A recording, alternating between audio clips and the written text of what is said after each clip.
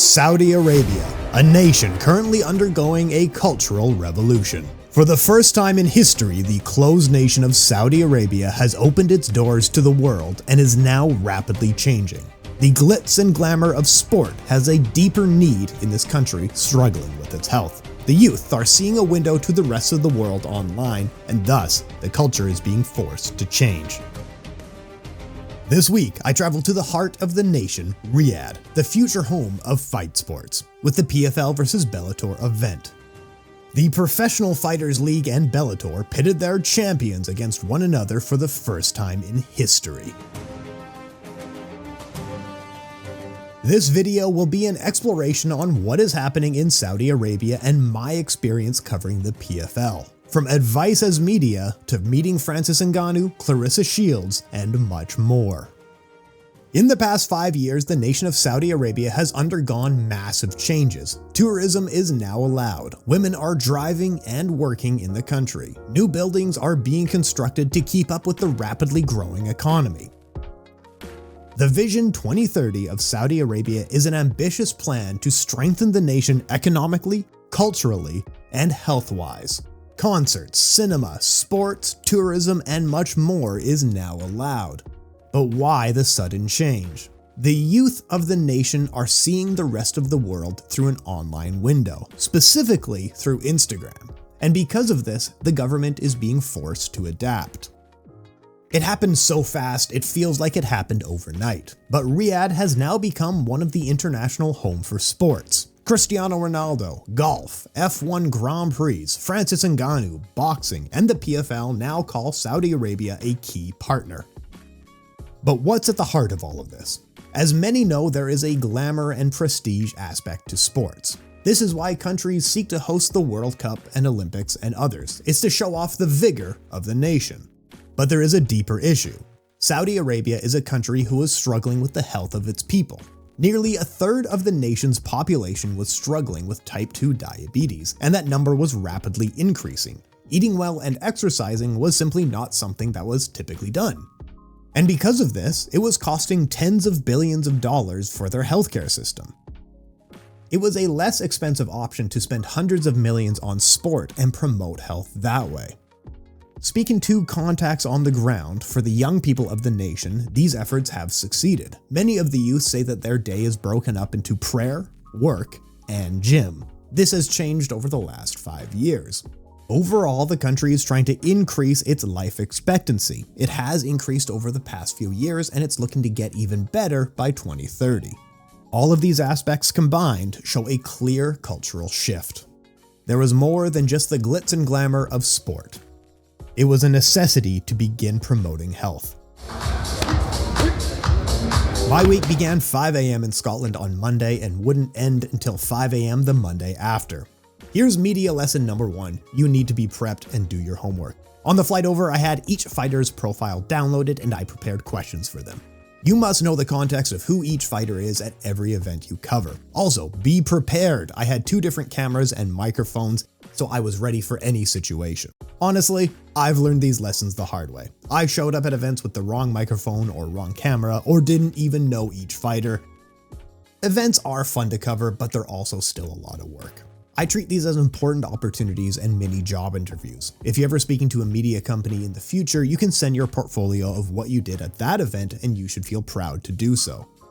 After landing, our week opened fast with open workouts and interviews. Most of my questions were on the spot, but I needed to have done research ahead of time to know the context for each athlete. I want all the big events here in Saudi. All the worlds are coming here in Saudi Arabia. It's great, man. It's like a dream come true, you know? I want to be exciting for the crowd. I want to put on an awesome fight. These kids are a lot more important than me or a belt, you know, that's like their lives and their futures are very important to me. It was a huge deal for me for meeting Claressa Shields. I gave her a great interview. We actually met in the security line at the airport, so we kind of knew each other by this point. Next was an exclusive evening with Francis Ngannou. He is a living legend who I am a massive fan of. I asked him questions he's never got before. Also, he discussed his focus on growing sports in Saudi Arabia and Africa. He says he doesn't want to promote champions through his efforts. It will happen, but mainly he just wants these kids to understand that someone believes in them, and that someone is Francis Ngannou. He is looking to be the first step in creating a combat sports ecosystem in these places. Mr. Ngannou has an incredible life story. From working in sand mines as a child, crossing Africa, he was arrested, he was homeless, he became a UFC world champion, and then he turned to boxing and the PFL. Stand up for yourself and do everything that he has to do, that never back down, never give up. Yeah, a dreamer, because dreams are free. I'm allowed to dream, and I keep dreaming, and I don't give my dream up. Ahead of him, he will face the PFL champion Wheaton later this year. But first, he is booked against the British boxing heavyweight icon Anthony Joshua.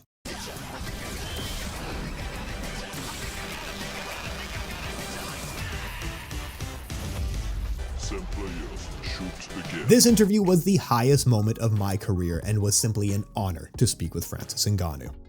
Next, we met with the company's CEOs and chairman for a discussion on the growth of sports in the Middle East and worldwide. I got to pose with their championship belt, and I attempted to steal the ring, but unfortunately, I was unsuccessful. During the evening, we had the weigh-ins. Chael Sonnen and Mike Tyson were featured. I love how happy Mike Tyson looks at the height of Wheaton.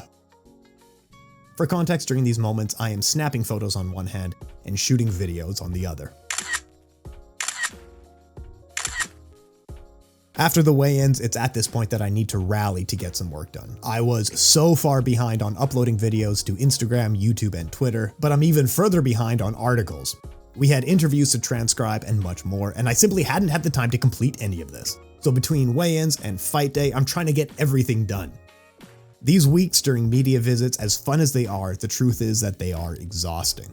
You're always moving on to the next moment, onto the next event, and because you're so busy, you're actually barely eating. And you're working late, so you're barely sleeping. I've known many people who need to take time off of an event just to recover. But we made it. Finally, fight night. All my content is done, and the fight is why we're here.